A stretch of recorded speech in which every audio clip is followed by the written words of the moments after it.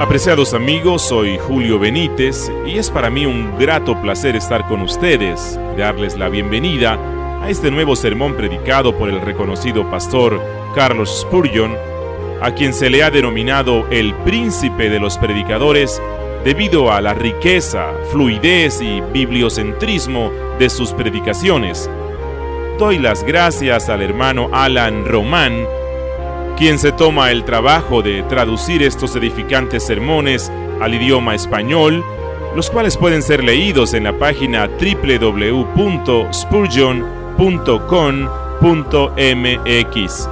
En el día de hoy compartiré con ustedes el sermón titulado Un pueblo dispuesto y un líder inmutable, predicado en la mañana del domingo 13 de abril de 1856. Que el Señor les bendiga.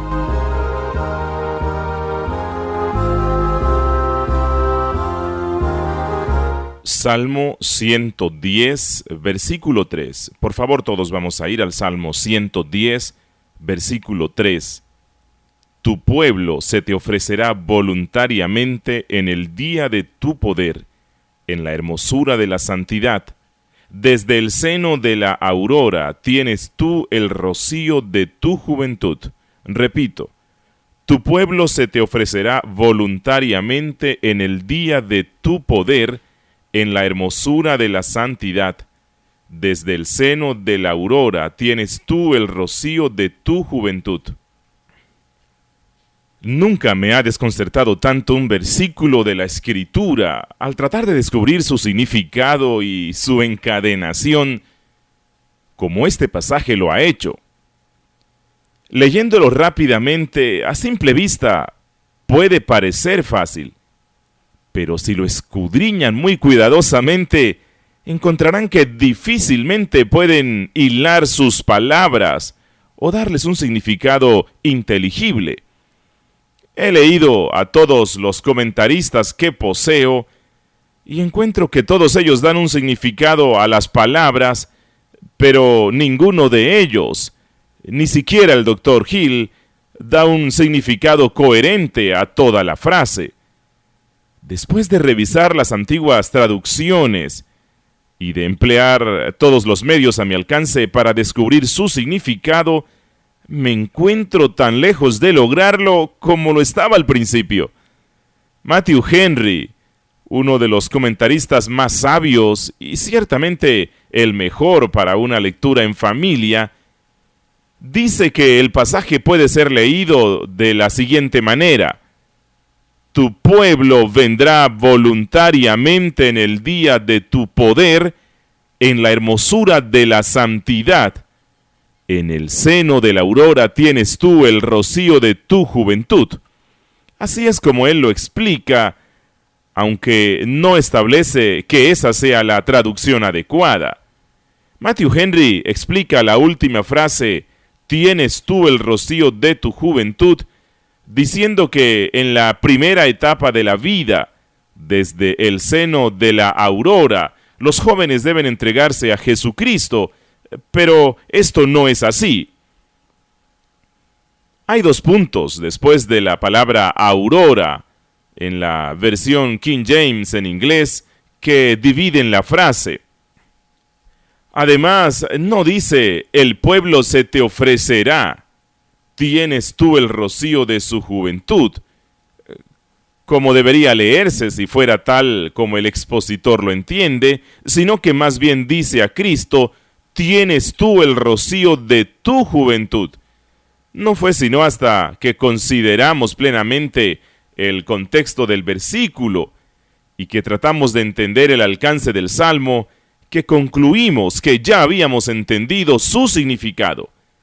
Y aún así, dejaremos al juicio de cada uno de ustedes decidir si hemos entendido la mente del Espíritu como esperamos haberlo hecho. Este Salmo es una especie de salmo de coronación. Se le dice a Cristo que tome su trono, siéntate a mi diestra. El cetro es colocado en su mano. Jehová enviará desde Sión la vara de tu poder. Y luego se hace una pregunta. ¿dónde está su pueblo? Pues un rey no sería rey sin sus súbditos. Aún el título más elevado de realeza no es sino algo vacío, si no hay súbditos que constituyan su plenitud. ¿Dónde entonces encontrará Cristo eso que será la plenitud de Él, que lo llena todo en todo? La gran ansiedad que tenemos no es acerca de si Cristo es rey o no. Sabemos que lo es. Él es Señor de la creación y de la providencia. Nuestra ansiedad es acerca de sus súbditos. A menudo nos preguntamos, oh Señor, ¿dónde encontraremos a tus súbditos? Cuando hemos predicado a corazones endurecidos y hemos profetizado a huesos secos, nuestra incredulidad dice a veces, ¿dónde encontraremos hijos para Cristo? ¿Dónde encontraremos a las personas que van a constituir los súbditos de su imperio? Todos nuestros temores son apaciguados por este pasaje. Tu pueblo se te ofrecerá voluntariamente en el día de tu poder, en la hermosura de la santidad, desde el seno de la aurora. Y por la segunda promesa, tienes tú el rocío de tu juventud. Estos pensamientos son puestos aquí para mitigar las ansiedades del pueblo creyente de Dios y para permitirle que vea cómo Cristo será ciertamente Rey y que nunca le faltará una multitud de súbditos. En primer lugar, aquí hay una promesa relativa a su pueblo y en segundo lugar, aquí hay una promesa relativa al propio Cristo, que Él será un Cristo tan fuerte, tan lozano, tan nuevo y tan poderoso como siempre. Primero, consideraremos la promesa hecha al pueblo de Cristo. Tu pueblo se te ofrecerá voluntariamente en el día de tu poder, en la hermosura de la santidad desde el seno de la aurora. Aquí hay una promesa de tiempo. Dice, en el día de tu poder. Aquí hay una promesa de pueblo. Dice, tu pueblo. Y aquí hay una promesa de disposición. Tu pueblo se te ofrecerá. Aquí hay una promesa de carácter. Tu pueblo se te ofrecerá en la hermosura de la santidad. Y aquí hay una figura majestuosa que muestra la manera en que serán atraídos.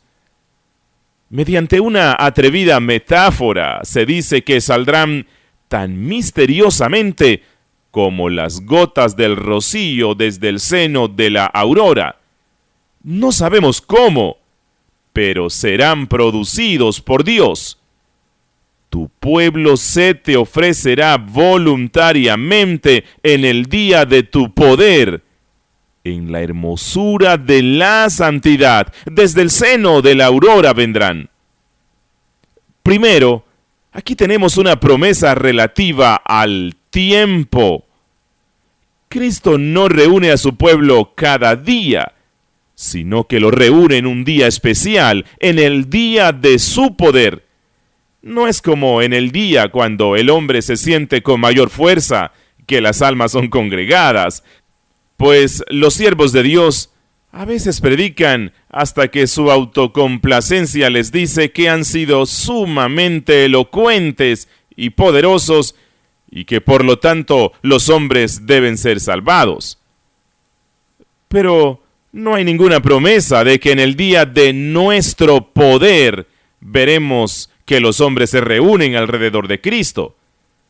También hay momentos en los que el pueblo pareciera tener un gran poder de buscar a Dios y en los que tiene el poder de oír, pero no hay ninguna promesa que justo cuando reine la excitación y cuando la criatura parezca tener poder, que ese día será el día de la convocatoria de Dios.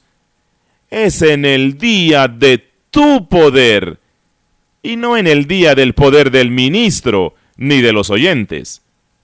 El día del poder de Dios. Pero, ¿cuándo es? ¿Cuándo es ese día? Entendemos que es el día cuando Dios derrama su propio poder sobre el ministro, de tal forma que los hijos de Dios son reunidos por su predicación. Hay momentos, amados hermanos, cuando el siervo llamado del Dios viviente no tendrá nada que hacer en la predicación, excepto simplemente abrir su boca y dejar que las palabras fluyan. Escasamente tendrá que detenerse para pensar, sino que más bien los pensamientos serán inyectados en su mente, y mientras predica, sentirá que hay un poder que acompaña su palabra. Sus oyentes también lo discernirán. Algunos de ellos sentirán como si estuvieran sentados junto a un mazo que golpea sus corazones. Otros sentirán como si la verdad se introdujera furtivamente en sus corazones para matar toda incredulidad, de una forma tal que no podrían resistir ese poder bendito. Sucederá a menudo que los hijos de Dios encontrarán que la palabra va acompañada de una influencia y de un poder irresistibles. Habían escuchado previamente a ese ministro y confiaron en haber sido edificados y bendecidos, pero en ese día había una fuerza especial en el mensaje. Cada palabra cayó en tierra buena. Cada golpe llegó a su destino. No hubo ninguna flecha lanzada que no hubiera llegado al centro del alma. No hubo una sola sílaba predicada que no hubiera sido como la palabra del propio Jehová hablando, ya sea desde el Sinaí o desde el Calvario. ¿Han conocido ustedes tiempos así? Ah, esos son tiempos cuando Dios, por la manifestación de sí mismo, se agrada en iluminar a sus hijos, en reunir a su pueblo y en hacer dispuestos a los pobres pecadores. Hay también un día de poder en el corazón de cada pecador, pues el día general de poder que ocurre en nuestra congregación pasa por alto a muchos por quienes tenemos que llorar, mientras cientos derraman lágrimas de penitencia. Otros cientos están sentados de manera impasible e inconmovible. Mientras algunos corazones saltan de puro gozo, otros están aprisionados por los grilletes de la ignorancia y están durmiendo el sueño de la muerte. Mientras Dios está derramando su espíritu hasta llenar al borde algunos corazones listos para estallar, hay otros que están secos, sin ninguna gota de humedad celestial. El día del poder de Dios es un día de poder personal en nuestras almas, como el día de Zaqueo cuando el Señor le dijo: «Date prisa, desciende». No es un día de argumento de hombre, sino un día del poder omnipotente, pues Dios está trabajando en el corazón. No es un día de iluminación intelectual, un día de simple instrucción, sino un día en el que Dios entra en el corazón y con una mano poderosa doblega la voluntad y la vuelve como quiere. Hace que el juicio juzgue correctamente, que la imaginación piense como debe hacerlo, y guía a toda el alma hacia sí mismo. ¿Has pensado alguna vez en qué poder es ese que Dios ejerce en el corazón de cada individuo? No hay ningún poder como ese. ¿Acaso podrá el hombre mandar a las poderosas cascadas que se congelen y se junten en cúmulos? Si le obedecieran, no habría realizado un milagro ni la mitad de poderoso como ese que Dios obra en el corazón del hombre, cuando ordena a las inundaciones de pecado que cesen de fluir. ¿Acaso podría yo ordenar al volcán Etna, con sus llamas y su humo, que cese sus ebulliciones? Y si llegara a aquietarse de inmediato, yo no habría hecho una obra tan poderosa como cuando Dios habla a un espíritu hirviente enviando fuego y humo y le ordena que se detenga. El Dios eterno exhibe más poder cuando vuelve a un pecador del error de sus caminos que en la creación de un mundo o en la sustentación de un universo. En el día del poder de Dios, el pueblo de Dios será un pueblo dispuesto. Amados hermanos, nosotros también esperamos un día de poder en el periodo venidero del reino de Jesucristo. Entiendo que vendrá un tiempo cuando los más débiles de nosotros serán como David, y cuando David será como un ángel del Señor. Se acerca el tiempo cuando cada pobre ministro ignorante predicará con poder, y cuando cada hijo de Dios estará lleno del conocimiento de Dios. Esperamos el feliz día cuando venga Cristo y haga que el conocimiento del Señor se difunda tan rápidamente que cubrirá la tierra como las aguas cubren el mar. A menudo nos alegramos con este tema. Bien, si laboramos en vano y gastamos nuestras fuerzas a cambio de nada ahora, no sucederá lo mismo siempre. Vendrá el día cuando el viento fresco del Espíritu llenará las velas de la iglesia y las hará navegar con rapidez, cuando la débil mano del ministro será tan poderosa como la mano del guerrero cristiano más valeroso que haya blandido jamás la espada del Espíritu, cuando cada palabra de Cristo será como ungüento derramado, esparciendo su perfume sobre un mundo pecador, cuando no predicaremos nunca un sermón que no tenga efecto, cuando, como desciende de los cielos la lluvia y la nieve, y no vuelve allá, sino que riega la tierra y la hace germinar y producir, dará fruto para la gloria de Dios. Ese fruto es la destrucción de los ídolos y el derrumbamiento de todas las religiones falsas. Día feliz, ese día de poder. Cristianos, ¿por qué no oran por ese día?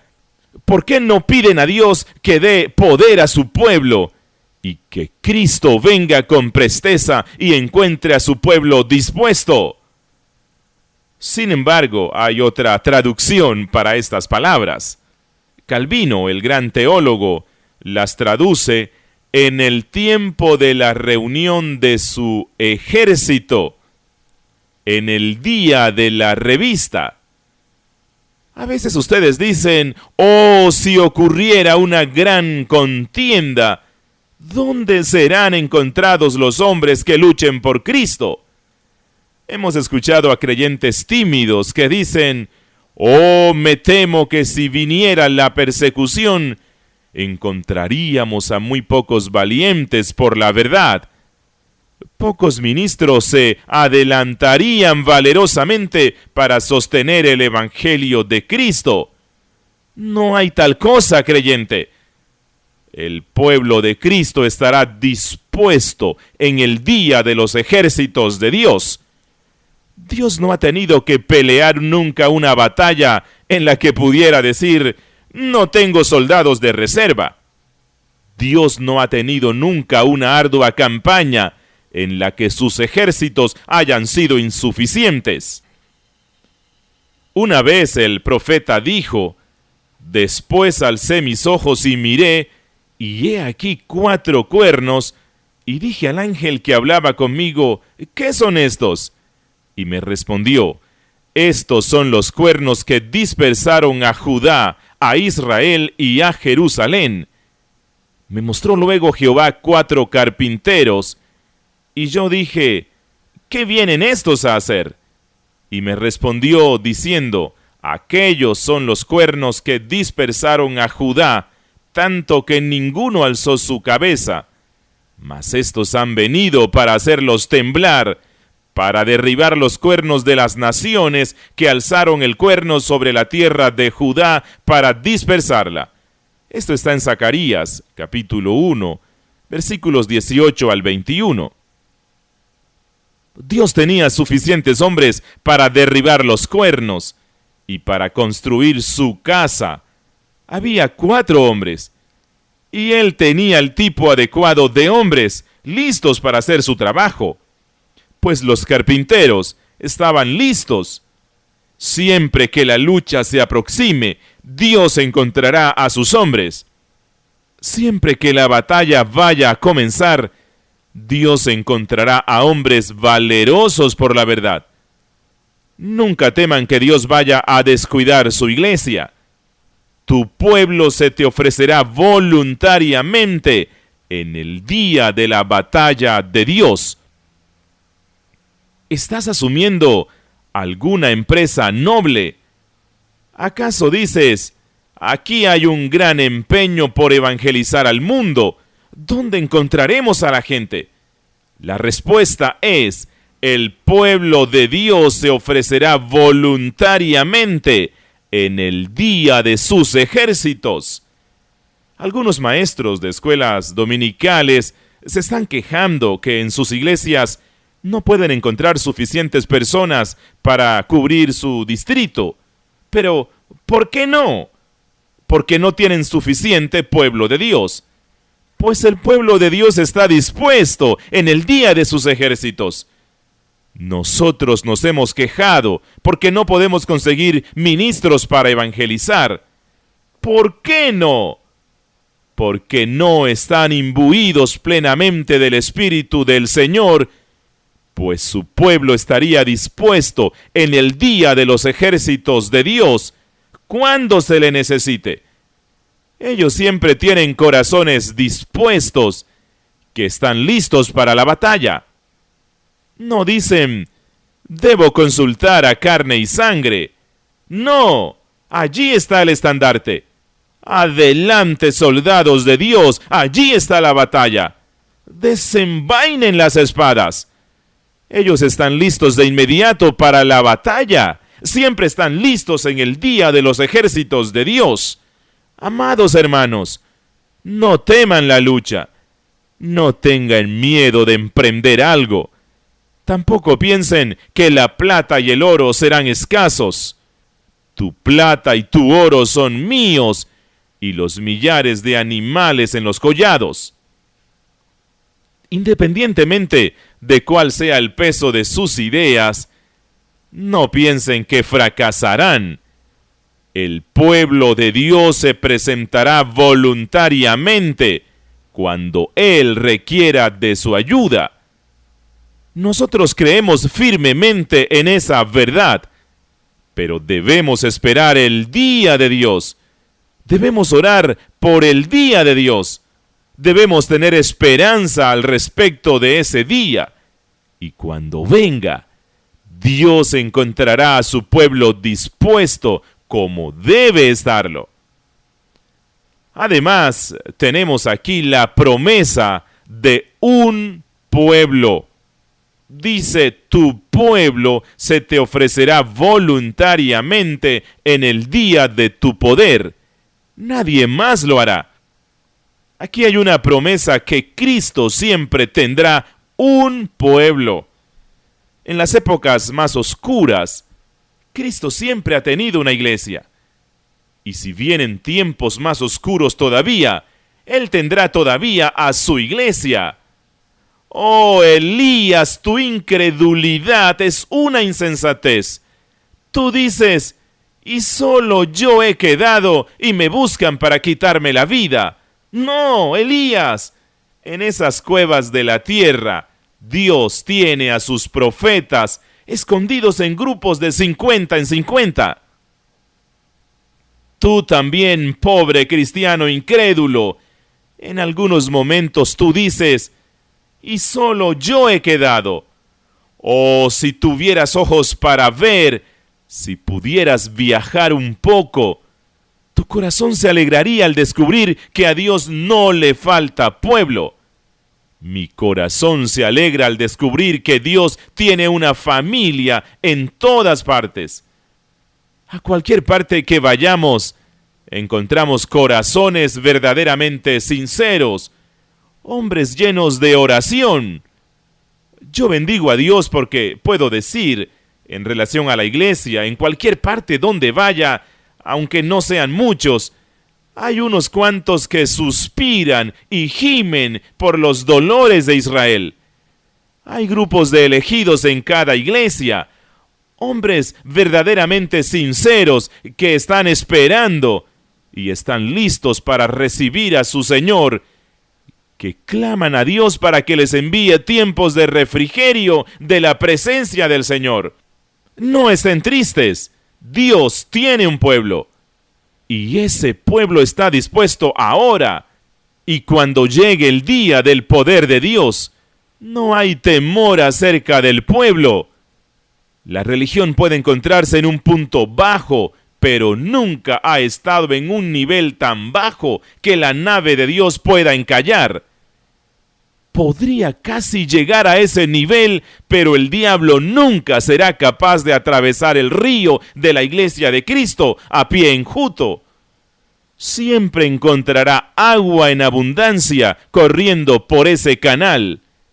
Dios nos dé gracia para que podamos buscar a su pueblo, creyendo que está por todas partes, pues la promesa es: tu pueblo se te ofrecerá voluntariamente en el día de tu poder. A continuación, llegamos a la disposición.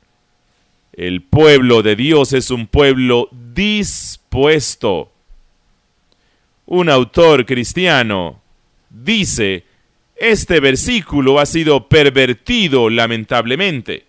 Se le ha considerado como que está señalando la operación irresistible de la gracia de Dios en las almas de los elegidos, volviéndolos dispuestos a recibir a Cristo como su Salvador. Una doctrina que descarta plenamente. Pues bien, mi querido autor cristiano, estamos extremadamente agradecidos contigo por tu observación, pero al mismo tiempo pensamos que el texto no ha sido lamentablemente pervertido.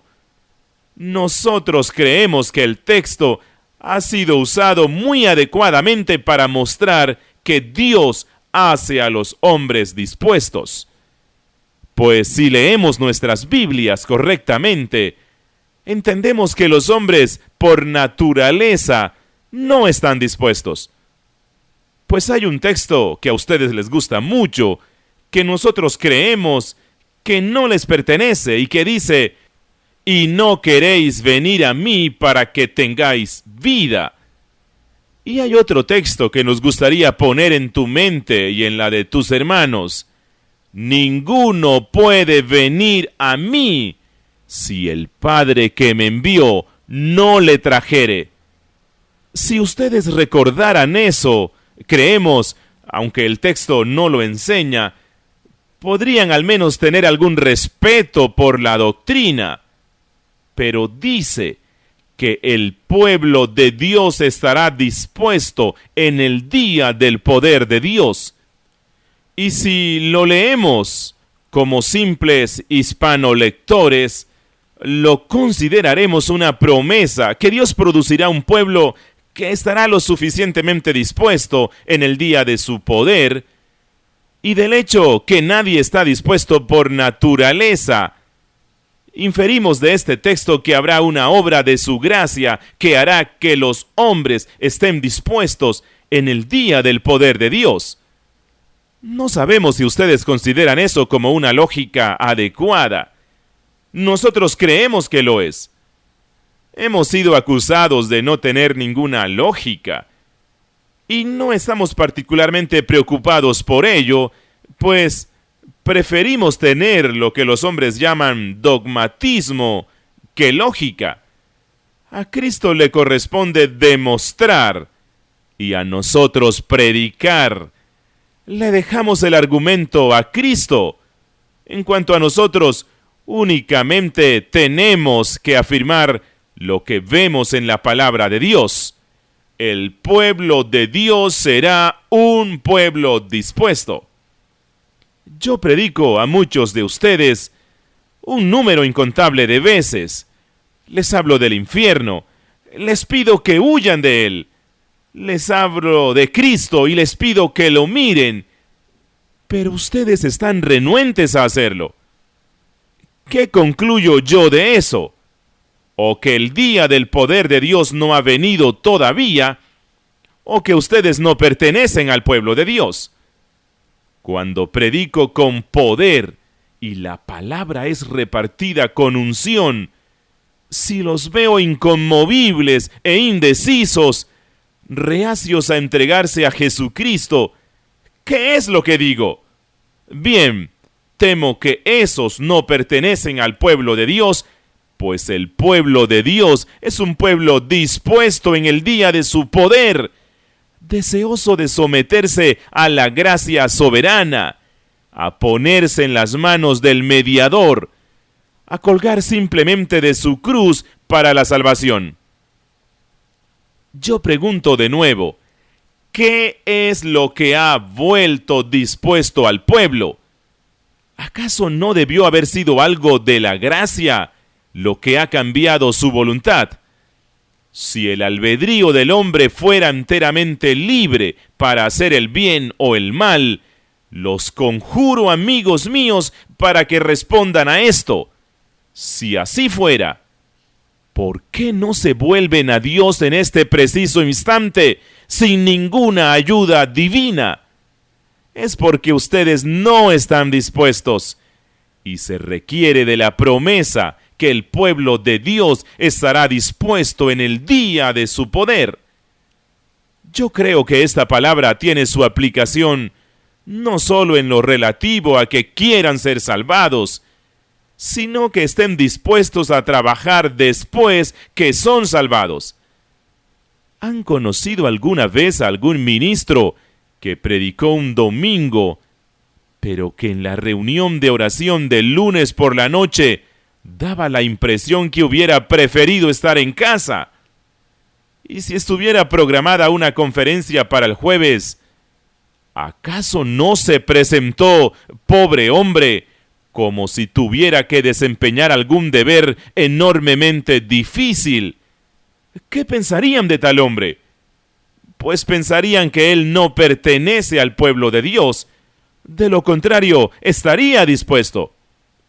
Algunas personas vienen a la casa de Dios, pero vienen exactamente de la manera que lo hace el negro esclavo cuando va al lugar de sus azotes. No les gusta y se alegran cuando se marchan de nuevo. Pero, ¿qué decimos del pueblo de Dios? Hacia sus atrios con gozos desconocidos se dirigen las tribus sagradas. Son un pueblo dispuesto. Hay un gran grupo. La iglesia de Dios requiere alguna ayuda. Un hombre reparte algo sin importancia como siempre lo hace para mantener su respetabilidad. Ustedes no piensan que exhiba el espíritu de un cristiano porque no está dispuesto.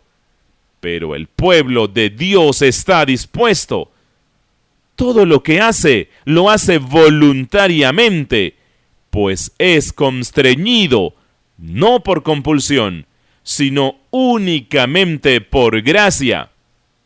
Estoy seguro que todos nosotros podemos hacer mejor las cosas cuando estamos dispuestos que cuando somos forzados a hacerlas.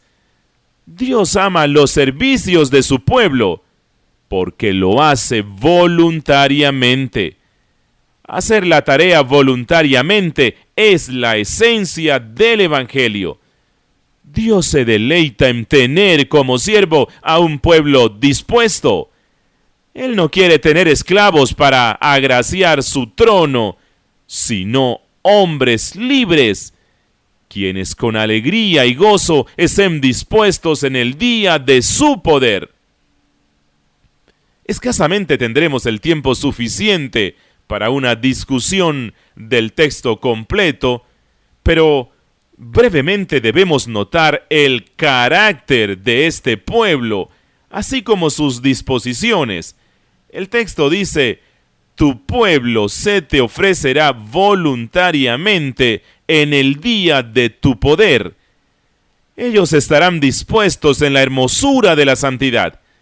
Así es como estarán vestidos, no simplemente en santidad, sino en la hermosura de la santidad. Pues la santidad tiene su hermosura, sus joyas, sus perlas. ¿Y cuáles son estas? Ellos estarán vestidos en la hermosura de la santidad, de la justicia imputada y la gracia impartida. El pueblo de Dios en sí mismo es un pueblo deforme.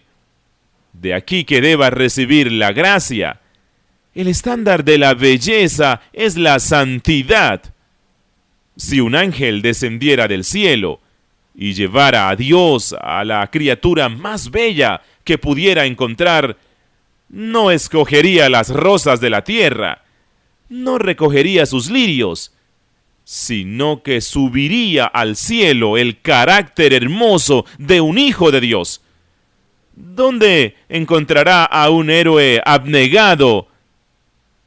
Donde descubriera a un cristiano desinteresado, a un ardiente discípulo, el ángel lo tomaría exclamando: grandioso Dios, aquí hay una hermosura, tómala, esta es tu hermosura.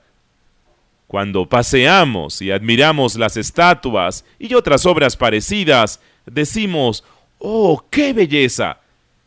Pero el cristiano tiene la verdadera belleza, la hermosura de la santidad. ¡Oh, ustedes que son jóvenes!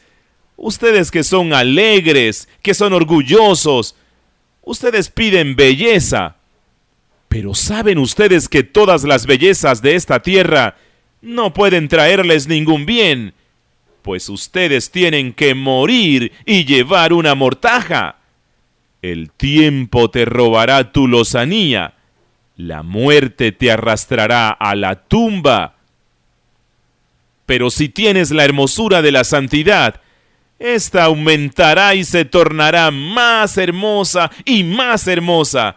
Y entre los bellos ángeles, tú, tan bello como ellos, estarás revestido de la justicia de tu Salvador.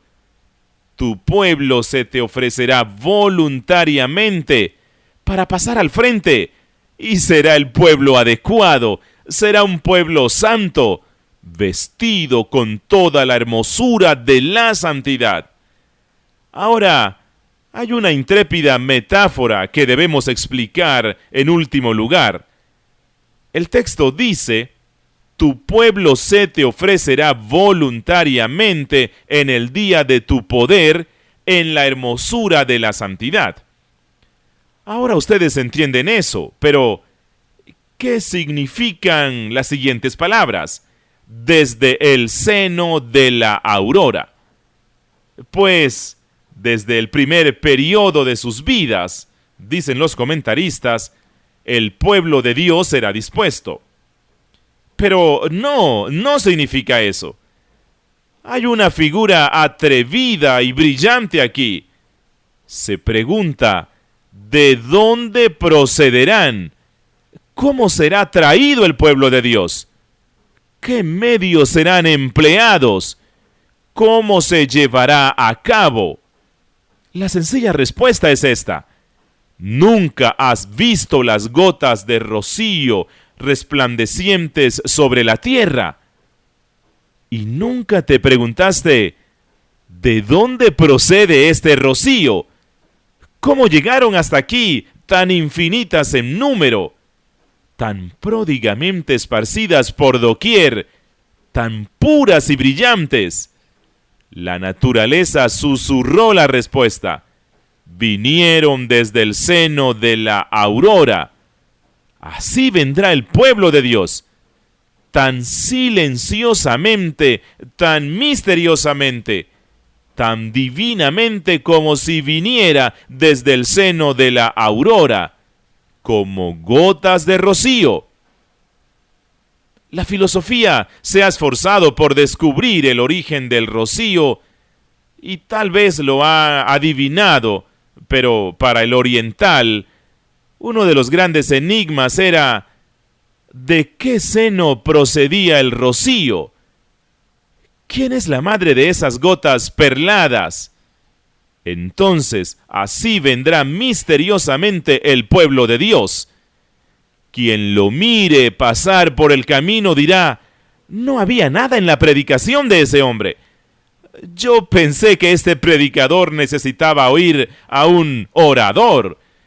Este hombre ha sido hecho el instrumento de la salvación de miles de personas y yo pensé que necesitaba oír a un hombre elocuente. Pero he escuchado a muchos grandes predicadores, mucho más inteligentes e intelectuales que él. Pero ¿cómo fueron convertidas estas almas? Pues han venido desde el seno de la aurora misteriosamente. Nuevamente, las gotas del rocío, ¿quién las hizo? ¿Acaso los reyes y los príncipes se levantan y sostienen sus cetros y ordenan a las nubes que derramen lágrimas, o las asustan hasta el llanto por medio de la percusión de un tambor? ¿Acaso marchan a la batalla los ejércitos para forzar al cielo a ceder sus tesoros y dispersar sus diamantes con generosidad? No, Dios habla. Él susurra al oído de la naturaleza, que llora de alegría por las buenas noticias que la aurora se aproxima. Dios lo hace. No se emplea ninguna agencia aparente, ningún trueno, ningún rayo. Dios lo ha hecho. Así es como será salvado el pueblo de Dios.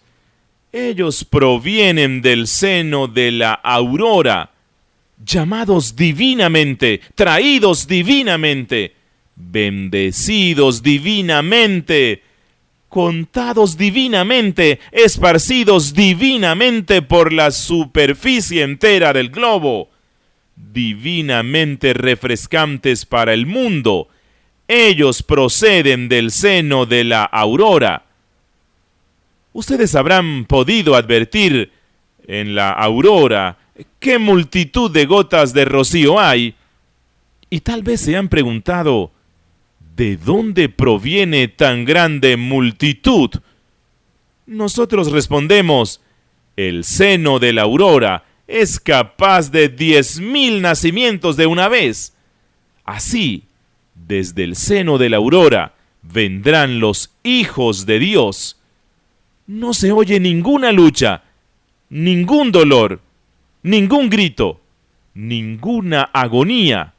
Todo es secreto, pero ellos vendrán frescos desde el seno de la aurora. La figura es tan bella que las palabras no logran explicarla. Solo tienen que levantarse temprano una mañana, cuando el sol está comenzando a disparar sus rayos de luz en el cielo, y mirar los campos resplandecientes de rocío y preguntarse, ¿pero de dónde viene todo esto? La respuesta es, vino desde el seno de la aurora. Así, cuando descubran que multitudes son salvados y los vean venir tan misteriosamente, tan suavemente, tan divinamente y sin embargo tan numerosamente, únicamente los podrán comparar al rocío de la mañana. Ustedes preguntan, ¿de dónde vienen estos? Y la respuesta es, han venido desde el seno de la aurora. Ahora, la segunda parte del texto es la más dulce y debemos detenernos un momento en ella. Hubo una promesa hecha a Cristo relativa a su pueblo, Y eso apacigua nuestros temores en relación a la iglesia. Y aquí hay otra promesa hecha a Cristo. Tienes tú el rocío de tu juventud. Ah, creyente, esta es una grandiosa fuente para el éxito del Evangelio. Que Cristo tenga el rocío de su juventud. Ciertos líderes, en sus días de juventud, han conducido a sus tropas a la batalla y por la fuerza de su voz y la fortaleza de sus cuerpos, han inspirado con valor a sus hombres. Pero el viejo guerrero tiene sus cabellos grises, comienza a estar decrépito y ya no puede guiar a los hombres a la batalla. No sucede así con Cristo. Él tiene todavía el rocío de su juventud. El mismo Cristo que condujo a sus tropas a la batalla en su primera juventud, las conduce ahora. El brazo que hirió al pecador con su palabra, hiere ahora, está tan lleno de energía como lo estuvo antes. El ojo que miró a sus amigos con alegría y a sus enemigos con una mirada sumamente dura y altiva, ese mismo ojo nos está mirando ahora con intensidad, como aquella mirada de Moisés que nunca se oscureció. Él tiene el rocío de su juventud. Oh, nos deleita pensar que Cristo fue Dios sobre todas las cosas, bendito por los siglos, en su juventud, lleno del poder del Todopoderoso. Y Él es exactamente lo mismo ahora. Él no es un viejo Cristo, un Cristo gastado, sino que todavía es nuestro líder. Él es tan joven como siempre. El mismo rocío, la misma frescura se encuentran en torno a Él. Ustedes oyeron que se ha dicho de un cierto ministro, en sus años más jóvenes había mucha frescura a su alrededor, pero se está volviendo viejo y comienza a repetirse a sí mismo. Nunca sucede así con Cristo. Él siempre tiene el rocío de su juventud. Él, que habló de tal manera que jamás hombre alguno ha hablado como este hombre, otra vez, cuando venga para hablar de nuevo, hablará exactamente como lo hizo antes. Él tiene el rocío de su juventud personalmente. Así también, doctrinalmente, Cristo tiene el rocío de su juventud. Usualmente, cuando una religión comienza, es muy exuberante, pero luego declina. Miren a la religión de Mahoma. Por más de 100 años amenazó con subvertir reinos y trastocar el mundo entero. Pero, ¿dónde están las espadas que relucieron entonces? ¿Dónde están ahora las manos dispuestas que hirieron a los enemigos de Mahoma? Bien, su religión se ha convertido en algo viejo y acabado. A nadie le preocupa eso. Y el turco, sentado en su diván, con sus piernas cruzadas, fumando su pipa, es la mejor imagen de la religión musulmana, vieja, enferma, decadente. Pero la religión cristiana es tan fresca como cuando comenzó en su cuna en Jerusalén. Es tan robusta, tan vibrante y tan poderosa como cuando Pablo la predicó en Atenas o Pedro en Jerusalén. No es una religión vieja, ni una sola de sus partículas se ha vuelto vieja, aunque han transcurrido miles de años. ¿Cuántas religiones han muerto desde que comenzó la religión de Cristo? ¿Cuántas se han alzado como hongos en una noche? Pero, ¿acaso no es la religión de Cristo tan nueva como lo ha sido siempre? Le pregunto a ustedes que peinan sus canas. Ustedes han conocido a su Señor en su juventud y consideraron que su religión era dulce y preciosa. ¿La encuentran inútil ahora? ¿Encuentran ahora que Cristo ya no tiene sobre sí el rocío de la juventud? ¡No! Ustedes pueden decir: dulce Jesús, el día que toqué por primera vez tu mano, el día de mis esponsales, pensé que eras todo codiciable, y tú no eres como un amigo terrenal, no has envejecido. Eres tan joven como siempre. Tu frente no muestra ninguna arruga. Tus ojos poseen todo el brillo. Tus cabellos son negros todavía, con la negrura del cuervo, y no han emblanquecido con la edad. Todavía eres inconmovible, inalterado, sin importar todos los años que te he conocido. Bien, amados hermanos, ¿ven qué aliento es esto para nosotros en la propagación del reino de nuestro Señor? Que no estamos predicando algo viejo que ya caducó, sino una religión que tiene el rocío de su juventud en ella. La misma religión que pudo salvar a 3,000 en Pentecostés puede salvar a 3,000 ahora. Yo predico la antigua doctrina, pero es tan nueva como cuando salió del tesoro del cielo. La imagen y la inscripción son tan claras y el metal es tan brillante y reluciente como siempre. Yo poseo una vieja espada, pero no es taza rosa. Aunque ha tajado y cortado a Rahab el dragón, sin embargo no muestra ni una sola marca de debilidad sobre ella. Está nueva, como cuando fue forjada en el yunque de la sabiduría. El Evangelio está acompañado del mismo espíritu que tenía cuando era un evangelio joven. Como Pedro se levantó a predicar en aquel tiempo, lo mismo pueden hacer los Pedros de ahora, y Dios les dará la misma unción. Como Pablo predicó en aquel tiempo, así lo harán los Pablos de ahora.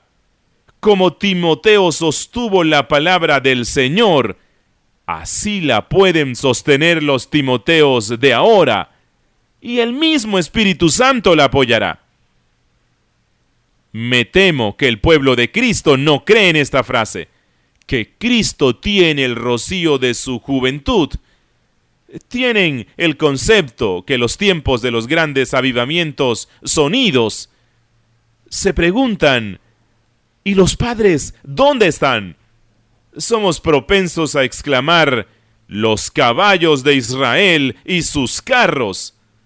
Nadie usará jamás de nuevo el manto de Elías. Nunca veremos hechos grandes y maravillosos otra vez. ¡Oh, insensata incredulidad! Cristo tiene todavía el rocío de su juventud. Está tan lleno del Espíritu Santo ahora como lo estuvo al principio, pues los posee sin medida. Y aunque lo ha transmitido a miles de personas, todavía lo transmitirá.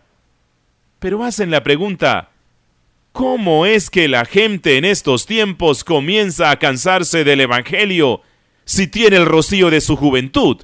Bien, amados hermanos, es debido a que el Evangelio no viene a ellos en forma de rocío. ¿Acaso no oímos con frecuencia un Evangelio seco y sin médula, como un montón de huesos a los que se les ha quemado su médula? Estos huesos son muy buenos para sus teólogos que aman la filosofía, a quienes les gusta estudiar las antigüedades y que identifican a qué animal inmundo le corresponde este o ese hueso, pero que no sirven a los hijos de Dios, pues esos huesos ya no tienen ningún alimento. Necesitamos un evangelio cubierto de unción, lleno de sabor, y cuando el pueblo de Dios tiene eso, nunca se cansa del evangelio, sino que encuentra un rocío, una frescura en él que son permanentes. Ahora, si Cristo tiene el rocío de su juventud en torno a Él, ¿con cuánta sinceridad deberíamos proclamar su palabra, quienes somos sus ministros? No hay nada como una poderosa fe para hacer que un hombre predique poderosamente. Si yo creo que estoy predicando un viejo evangelio vacilante, no puedo proclamarlo con celo, pero si sé que estoy predicando un poderoso evangelio fornido, cuya estructura no ha sido sacudida y cuyo poder es precisamente tan grande como siempre, ¿cuán poderosamente debería predicarlo? ¡Ah, bendito sea Dios! Hay unos cuantos corazones tan encendidos como siempre, unas pocas almas tan firmes en la causa de su Señor como lo fueron los corazones de los apóstoles. Hay todavía unos cuantos hombres buenos y verdaderos reunidos alrededor de la cruz, como los hombres de David en la cueva de Adulán. Hay unos cuantos valientes que se reúnen en torno al estandarte. Él no se ha quedado sin testigos. Él tiene todavía el rocío de su juventud y puede venir el día cuando esos que ahora están escondidos en la oscuridad saldrán como rocío ante el sol, reluciendo en cada arbusto, adornando cada árbol, iluminando cada pueblo, alegrando los pastos, haciendo que las colinas canten gozosas. Anda, cristiano, y pon esto en la forma de una oración. Pídele a Cristo que su pueblo pueda estar dispuesto en el día de su poder y que siempre retenga el rocío de su juventud. Cabalga, dulce príncipe, triunfantemente y ordena al mundo que obedezca. Prosigue y comprueba que eres el mismo como siempre, el Dios bendito, Dios sobre todas las cosas, bendito por los siglos. ¡Arriba, cristiano! ¡Arriba! Lucha por tu joven monarca. ¡Arriba, guerreros! Que sus espadas brillen fuera de sus vainas. Luchen por su rey. ¡Arriba, arriba! Pues el viejo estandarte es también un nuevo estandarte. Cristo es todavía joven y todavía fresco. Que el entusiasmo de su juventud los vuelva a ceñir. Otra vez, levántense, ustedes cristianos de edad avanzada, y dejen que retornen los días de su juventud, pues si Cristo tiene el rocío de su juventud en torno a Él, les incumbe a ustedes servirle con vigor juvenil. ¡Arriba!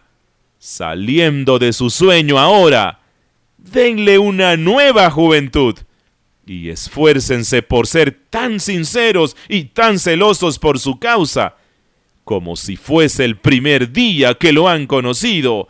¡Oh, que Dios vuelva dispuestos a muchos pecadores! Que quiera Él traer a muchos a sus pies, pues ha prometido que serán dispuestos en el día de su poder. Es mi anhelo que este sermón haya sido de gran edificación para su vida y quiero animarle a continuar escuchando esta serie de sermones, los cuales pueden ser oídos o bajados de nuestra página web www.ibrcvirtual.org. Repito, www.ibrcvirtual.org. Si desea escribirnos un mensaje o enviar una donación a nuestro ministerio, puede escribirnos al correo electrónico ibreformado77@hotmail.com. Repito, ibreformado77@hotmail.com, o puede llamarme al celular 300-218-1144, 218-1144 en Colombia. Tenemos programas de capacitación ministerial y teológica a través del Seminario Bíblico Internacional. Usted puede capacitarse bíblicamente desde su casa, por internet o a través de grupos semipresenciales en su ciudad o país. Llámenos, por favor, y escríbanos, y le indicaremos cómo puede matricularse. Bendiciones.